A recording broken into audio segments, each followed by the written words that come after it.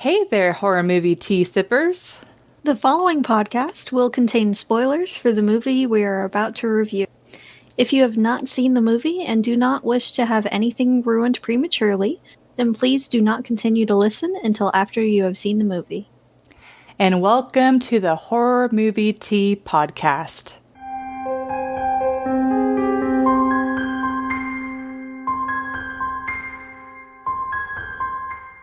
And this week we are covering The Turning, which, that movie came out pretty recently, right? I remember seeing the trailers for January. it. Yeah. Nafi, she's just like,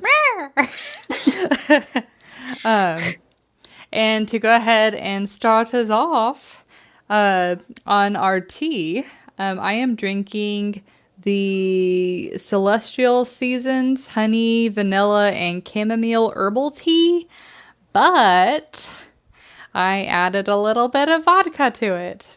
And I thought you were going for tequila.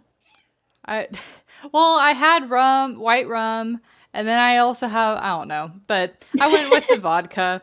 But I do not recommend drinking it unless if you put honey in it. I tasted it at first, and I'm like, oh, it's got honey in the tea bag, it'll be fine. No. It tasted like death.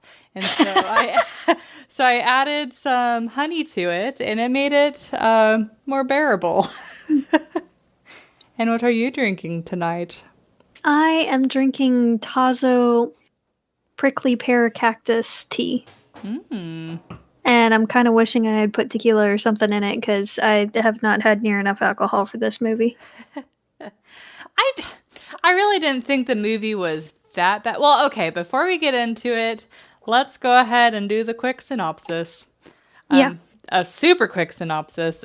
Really, all it is about this woman that gets hired to be a governess, and the kids are acting weird, and the HBIC is living out to be her name, and the governess can't tell if she's going crazy or if there's ghosties in the house, and that's pretty much it. Yeah. But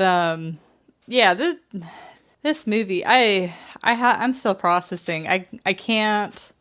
Like, it wasn't a bad movie, but it wasn't. The more I think back on the movie, the lower the rating in my mind is going. Well, there were a lot of jump scares. I was like, come on, people. I feel like that was the majority of the scares. It was. They had a few that were kind of nice where it's like, oh, back in the, in the background. But then even then, at least in one scene in particular, I couldn't see that there was something in the background, but I knew there was supposed to be because the fucking music went off. Yeah, that's the one I had to back it up for, right? And show you. Yeah, it's like, don't have music. Let us figure it out for ourselves. It's so much creepier when you don't draw attention to it. Yes. So when people go back and watch it, if they didn't notice it the first time, makes it then so eerie. It makes it that much creepier. Yes. But this movie... Yeah. And then they kept going back to, oh, if she sees something in the mirror, it's like, you only need to do that once or twice. You don't make that your main scare tactic. Or if you do, then have it be about the mirror. Yeah, exactly. But this movie, I felt like it couldn't decide what it wanted to be. There were so many different things in it that they were trying to play off of, and then they don't follow through with it all the way. Yeah, because at first it had been a while since I watched the trailer, and I kind of had the impression that the little girl was supposed to be evil, but then she ended up not being evil, and it was... Yeah, you get I just rewatched the trailer too, just for the sake of it, and the trailer makes it look like both of the kids are super creepy and there's something wrong with them. When really, in the movie, the girl was fine. Yeah. For the most part. Yeah, she did creepy things, but... She had a thing about leaving the place, which they never explain. No. By the way. We theorized it was because her parents got killed right in front of her in a car accident. But it wasn't about getting in a car at all. What? Like, she had no problem getting in the car. Yeah. Well, it was leaving because I forgot her name, but the HBIC said that the parents died in a car crash that happened right outside of the gate. So if I was a little girl, I saw my parents got killed that way, I could see why she would be okay maybe getting in a car, but to actually leave and going beyond the gates, passing that threshold would be difficult. I don't know. I feel like they could have expanded on it. Yeah, it was just kind of thrown in there. It was kind of a random thing. It was a thing. Yeah, and it wasn't really necessary. Like, it didn't really come up. The only time that their deaths really impacted anything was the fact that she is scared, but they didn't even explain that. So it's all just speculation. Yeah. They barely mentioned the parents. Yep. Yep. Yeah. Well, okay. So, I'm just so confused about so many things in the movie. I know. Like I understand the concept of keeping it ambiguous. It's like, oh, you don't know if the house is haunted. Oh, she doesn't know if she's crazy. That's fine. But there were so many other elements that it kind of washed out that idea. Yeah. Yeah. But it really did seem like there were possibly ghosts. I just, because it's like the Miles, he knew about it, but I can't remember if that was after her quote hallucination or. No, it was before. She was hearing things that first night. She heard, there was the knocking of the shutters. Yeah. In that one room. Well, I meant like Miles admitting that he knew about Quint, the ghost. I don't remember that happening until. I don't think he ever actually did, except that toward the end. Yeah. But we don't know if that was in her head or not. Yeah, that's what I was saying. Like, I couldn't remember if that happened. Yeah. Before or after. Like, he seems to have an imaginary friend. Mm-hmm. At one point, like, he turns to the mirror and asks his imaginary friend to watch out for them and keep them safe. Yeah. To make his sister feel better. Yeah, and I don't know. Yeah. There are just so many questions. Well, okay. So many questions. As far as an entertainment scale, I would say maybe a 5. Like, it's not the worst. 4. It's not the worst movie I've seen. It's not the best, but it started off not too bad, but then the jump scares kind of docked it a few points, and then all the inconsistencies or not really knowing what it wanted to do just kept on docking it. Like, honestly, if it was more focused and it didn't rely on jump scares or the same type of scares, it honestly would have been a really good movie because, they had the budget for it. They had the actors. They were great. Yeah. But, yeah, because the kids were super creepy. Yeah. Well, and then, like, the main girl, I forgot the actress's name, but I've seen her in other movies, and in every movie I've ever seen her in, she's been pretty good. Here it is. It is Mackenzie Davis. Yes. Yeah, she is good. Not very well known, but... Definitely not. I don't recognize the name, but, I'm also awful with names. I know, me too. It's all about faces and, yeah. Truth. But I give it a 4. I was kind of bored here and there, and I was more confused than anything. Like, as it went on, I'm like, okay, well, maybe some of this will make sense as we continue on in the movie. No. Nope. They're never going to answer those questions. They're going to give you more questions. That's about it. They had some sort of creepy moments. I don't appreciate the spiders, but they never explained that either. No, it was just to be creepy. Like, no reason or purpose to it. Okay, but it didn't really add to it.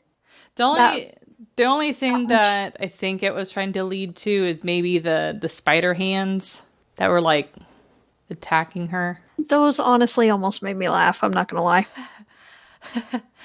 You know, talking about it kind of creeped me out, but it's because it reminded me of a movie I saw as a kid where it's just like a hand coming out to attack someone. I forgot what movie it was. It wasn't the Addams Family. I'm not gonna. It was legitimately what I thought it was. No. It was a movie that was supposed to be scary. But I as a little kid, I don't even remember. But it's like they looked underneath the bed, and then like this hand comes crawling out. I don't know. If anyone knows the title of that movie, please share, because I would like to see it again and see if it freaks me out as an Help adult. us. Because I don't think I was even 10 yet when I saw that movie. It freaked the crap out of me. So I feel like the first time you see the hand is super creepy, the way they had it. Yeah. And then you realize that they're like disembodied hands. And then it just becomes hilarious. But spider hands. The whole movie didn't make sense. I'm wondering what the hell we just watched, honestly. Yeah, I'm trying so hard to make sense of it in my head, and we're probably going to have to go through from the beginning and I refuse. Go through the whole movie and all the unanswered questions and crap and just try to piece this together.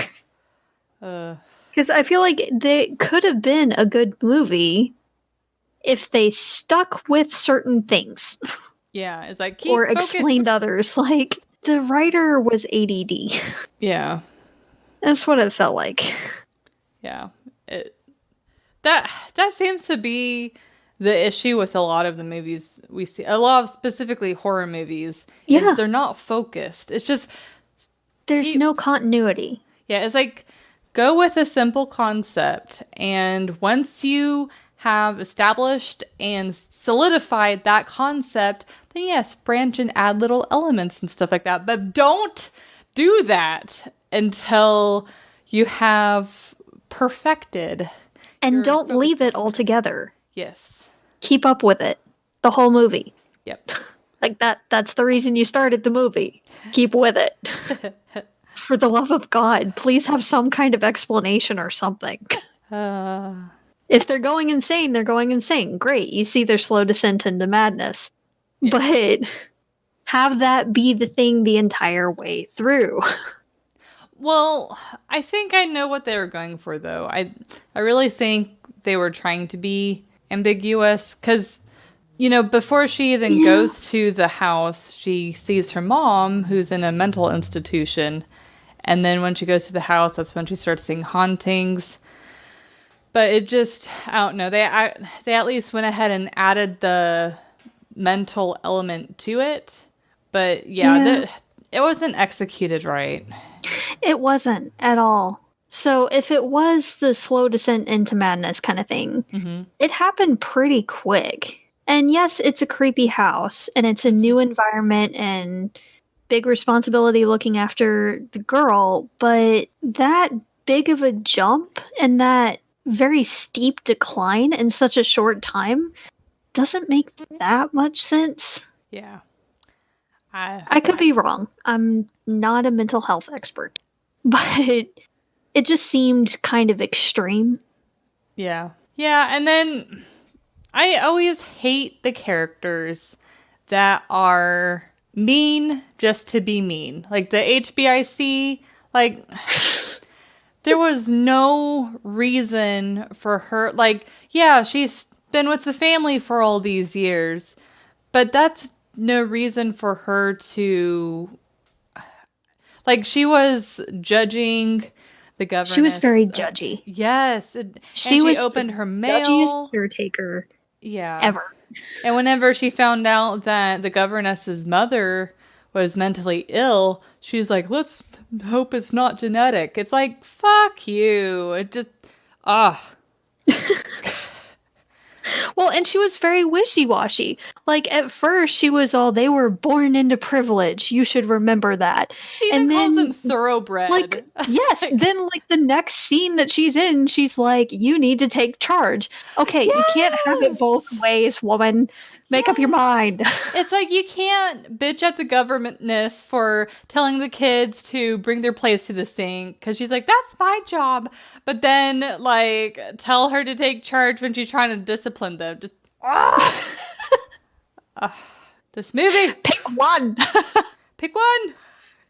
That would be probably my statement to this movie as a whole. Pick one. Pick one. But... And then if they went with the ghost route, then the ending as a whole doesn't really make that much sense.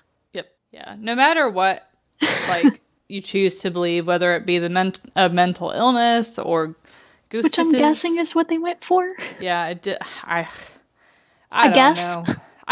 I think, I'm pretty sure it was meant to be ambiguous. But, I guess. Because there were some times where they made it look like the boy was almost being possessed by the dead dude, Quint, the writing instructor, bad influence dude that died. but then other times, I don't know. I don't know what we just watched, guys. Oh, like... This movie disgusts me. This is why I was saying, like, the more I think about it, the lower the rating goes in my head. Yeah. There's just so many things. Okay, so a few of the questions that I have. And I know some of this is just me being a stickler. Oh, no. But where is everyone else on the estate? Because I know that lady isn't doing everything herself. Yeah, she did say that there's, like, a gardener and then some housekeepers, but you never see them, ever. You never see them. Not once. Nope. And they're doing a piss poor job of it. Pardon my language, but they are. Yeah. The place is falling into serious disrepair. Yes. It is not a safe environment for children. Yeah, like, the pool needed retiling, and then, like, the bathroom looked disgusting. The grounds were a mess. It's like, oh, children of privilege. It's like, no. I mean, they definitely were, but I mean, it wasn't privileged, anymore. There were whole areas of the house that were just decrepit. Yeah. Like, it looked very unsafe. And I know that's supposed to contribute to the spooky factor. But the entire time in some of those scenes, I'm going, that needs to be repaired. That needs to be repaired. That's a nightmare right there. Well, it's if that breaks, the kid could die. Like, I just hate when they show, like, dilapidated, like, buildings and stuff like that to look spoopy. But it's like, for instance, The Grudge. Like, the original Grudge. Like, it was not some creepy house. It was a regular house, and that's what made it scary. Because it could have been any other house on that block. Yeah, it could be any house that you walk into. Exactly. It's like...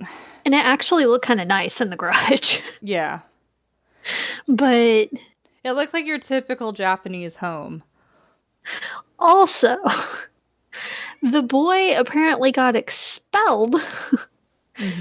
for attacking another student. And it wasn't just like a fist fight or something like that. The headmaster said that a teacher had walked in on Miles with his hands around the kid's throat, bashing his head against a wall. Yeah. Okay, one, I'm with the governess lady, Kate. He's lucky that the family of the victim wasn't pressing charges. Yeah. I don't know how, because they have a witness, but as in the teacher, but still, that's a huge red flag. And Miss Gross just dismisses it outright. Now, I get that she's protective of these kids, but at the same time, yeah, she's just pitting her head in the sand. Cause for concern. Yeah. It's like if you truly care about them, then listen to what's happening and maybe Yes. like whenever you have a kid that expresses that type of violence, there's something wrong and you need to bring them to therapy to see what that issue is to help them. Well, he also plays a very mean prank Yeah. on her. Like the second night that she's there, she hears a girl yell help outside near her window. And she looks out and she has a view of the pool. And she sees what looks to be the little girl in the pool, not moving. So, of course, she runs out there and jumps in the pool. And she sees what looks like a ghost, I guess. And then she bats it away and it ended up being a doll. Yeah, Like it looked thing. like she thought that it was grabbing out for her. I don't know. Again, this movie. Yeah, I don't know. Very ambiguous and confusing. But it ended up being some like porcelain mannequin thing. Mm-hmm. And it was clearly the boy's idea. He got his sister in on it, but it was clearly his idea. Yeah. That kind of humor and behavior that young is a very big red flag. Yep. Not to mention the fact that he's feeding a wolf spider as a pet. I don't think That's not okay. I forgot what that type of spider is, but it wasn't. It's a wolf spider. Let's see here. No, because we have wolf spiders at my house. Well, Great. Outside. Great. Let's see. Spiders that It has a trap. that have a trap. It's like a trap door. Trap door. Spiders that have a trap door. I don't know why we're looking this up. I want to know. Okay, where can you find? It's a spider and it's gross. Oh my god. And I could have lived my entire life without seeing that scene. You know what they're fucking called? They're called trapdoor spiders. Are you fucking kidding me? Trapdoor spiders. Well, sorry for the language, guys. We'll see if I edit this out or not. I might just be like, fuck it. You guys get to know the back. You get to know the horror that is the trapdoor spider, because this thing is not okay. Behind the scenes, that's what. It is a huge spider. Yeah. And it popped out. It was one of the jump scares. It popped out of its trapdoor thing and ate another spider. Nom nom nom nom nom. And I could have lived my entire life without seeing that scene and been perfectly content. That was not okay. But we see spiders like 3 times in the movie, fairly close together. Mm-hmm. And then we, thankfully, don't see them again. But there was no reason to really have them in the movie at all. But what kid keeps a spider as a pet? I mean, he did. That's a statement. That's a statement of a choice. And so he has horrible choice in pets. He's exhibiting very, very violent behavior, and not just to the kid at his old school that he was expelled from, but he frequently uses a whip and a riding crop on their horses, like excessively so. Yeah. And in a few scenes, he carries the riding crop with him in the house. Yeah. For no reason. Maybe it's just a way for him to feel more in control or exert his power. Perhaps. But I also want to know what their plan was for teaching him. He had gotten expelled from the school, and the judgy lady, Miss Crows, didn't seem to care about continuing his education. Like, it was fine that he was expelled and that he was no longer being taught anything by anyone. Yeah, I don't get it. It was like just about the girls' education, Flora's. Yeah, which is weird because if she really cared about the kids, she would have, like, even if she didn't believe that he actually did what he did, you would think that she would look into other private schools to send them Yeah. at least. Private schools or getting someone else in. Mm-hmm. Or asking her, can you take over while we figure something out? Yeah. And have double classes or something. Yep. But we didn't even really see her teaching the girl that much either. No. Nope. She started to crack pretty quickly. It was a very quick descent. But, I don't know. And then they kept bringing up the roommate for the first, half of the movie. Mm-hmm. And that was it. Yeah, you just kind of forget about her. She was in one of the beginning scenes when she's packing to go to the house, and then she called her the first night, or second night. It was the second night when the boy played a prank on her. She hung up on her mate to run out there to the pool. Then she had tried to take the kids into town to get another koi fish, and the little girl started freaking out when they were getting close to the gate, and the kids jumped out. Like, the boy had threatened her that if she didn't stop the car, he would kill her. Yeah. Which, And I mean, I was honestly really frustrated with that scene. Because Yeah. obviously the little girl is really distressed. And she's like, oh, it's okay. Just sit down. no. And just like, no, stop the car. Listen to her. Mhm. Make it a teaching moment. Like, talk to her. Yeah. It's like, don't, if a kid is that distracted, like, I can understand trying to push a kid to their limits if they're scared.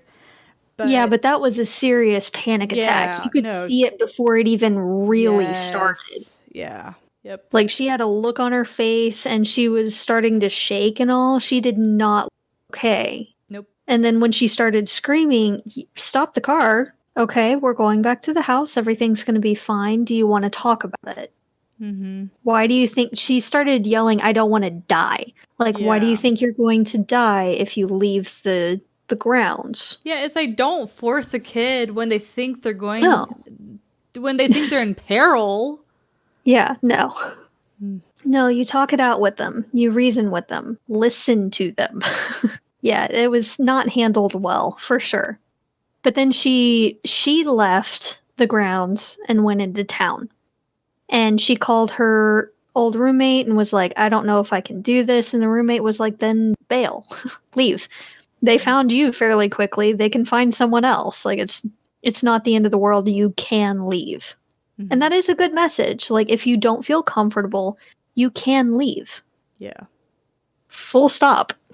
Yep. But she felt she needed to stay since she to the little girl, that she wouldn't just up and leave her. Yeah. Since the previous nanny died.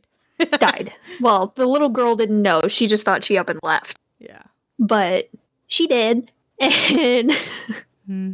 I think, or was that part of her delusion? Sorry, which part? Jessel, the ghost girl, Oh, her previous being nanny dead? lady. Was she actually dead? Oh, Or was that part of her delusion as well? I don't know. This whole movie can't make up its mind. I know. It's like I'm totally cool with not being treated like an idiot, but at least make it make sense. yes. That's all They never we explain ask. what the thing was with the water. Mm-hmm. Like, most of the scenes that you see the ghost girl involves water. Yeah, so it So, does okay. make it seem plausible that she really did.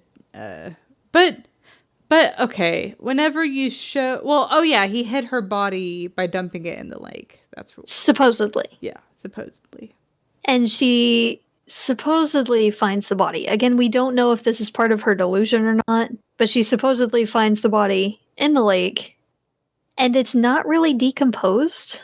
It is slightly, but definitely Slightly. not as far as it should be. Definitely not. And when a body is in water like that, Mm-hmm. it bloats. Yeah. And it's horrible to look at, honestly. I mean, It's horrid. Isn't most dead bodies? Yes, but I mean, especially when they're bloated from being in liquid for a good period of time, that's horrendous. Yeah. It's pretty bad. Yep. And she wasn't bloated at all. There was also, like, no damage to her that I could see from nature. Like, the decomposition would have been greater, I feel like, because of animals in the area. There would have been some animals that would have eaten bits of her. Yeah. Just saying. If nothing else, bugs. It was in kind of a swampy-ish lake area. There would have been something feeding off her. Well, yeah, I'm done with this conversation. Moving on. I don't want to face my mortality. So, but that's the only times that you hear from the roommate is those 3 times. Very beginning, then her calling on the second day to see how she's doing, and then when Kate is having issues with the kids and is griping to her and letting off steam. Yep. Saying she might leave. Mm-hmm. That's it. You never hear about or from Rose again. Yep. We had to look up her name because we couldn't remember what it was. That's how little she was in the movie, guys. Yeah. You find out later that Quint also apparently died from falling off his horse, which I guess does happen. Supposedly he was drunk. Apparently that was a fairly frequent thing. Yeah. He was a drunkard. I mean, if he like fell on his neck or something, then maybe it happens. Or got not very frequently, but it happens. But I don't know. And then later, shortly after we hear that, during what I guess is her delusion, it looks like Miss Gross is the one that caused the accident. Like he died. I made sure of it or whatever. Yeah. And then Miss Gross died. But by the ghost. Yeah, like shortly afterwards, like pretty much right afterwards. Like immediately after. Yeah. But I don't know. Let's just go to the entertainment because I'm done trying to. You mean realism? Makes sense. Yeah. That's definitely what I meant. See, I've been drinking and I can keep it more straight than you can. I want to go back to the entertainment scale and give it 3. 3? Yeah, I've maybe changed mine to a 4 now. I'm just so mad at this movie. There's just, these kids obviously need help mentally, and it's not a good environment that they're in, so a lot of things need to change for them. Yeah. Just for their well-being all around. And I feel like they weren't really doing that, but yeah. And it didn't make sense that they weren't doing that because they clearly had the money. Yeah. I don't understand either. Yeah. I don't understand why they aren't. Where is their next of kin? Both of their parents are dead. I know. It's like, it's pretty unusual for both parents to be an only child. It's like, what about aunts and uncles? Or cousins, or I don't know. And if there's no next of kin, then they generally they become wards of the state. And are put in a foster home. So, unless the family has really good lawyers, which I guess? Question mark? I don't know. There's a lot of things in this movie doesn't make sense. So, realism, I'm probably giving it like a 2. Yeah. Yeah, I have to agree. I didn't. And I mean, maybe even a 1, because even the characters themselves were the only realistic, or the 2 realistic people was the governess and then her roommate Rose, and I guess her mom too, Darla. But I mean, the kids were fairly unrealistic and weird. I mean, Flora wasn't quite as bad, but there's definitely some things I was like, that's not a typical child. You mean the cyanide? Yeah, well, I mean, some kids can say weird things, but the fact, yeah.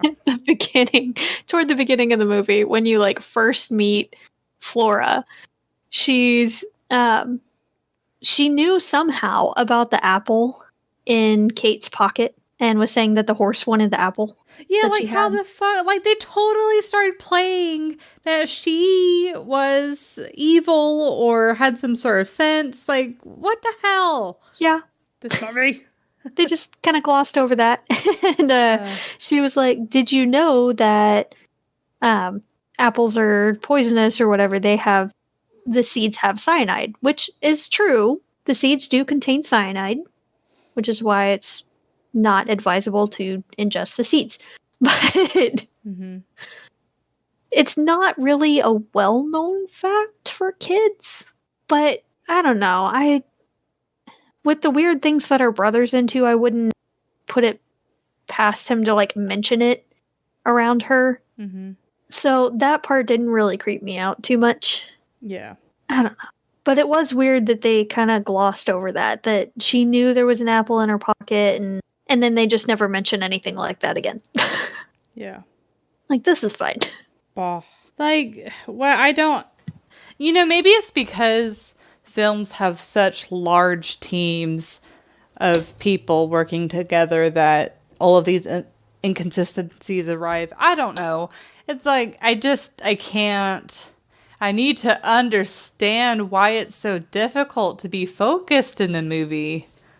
I feel bad for the editing team, to be perfectly honest. Like, this is the edited version. This is the final version that they put out into theaters.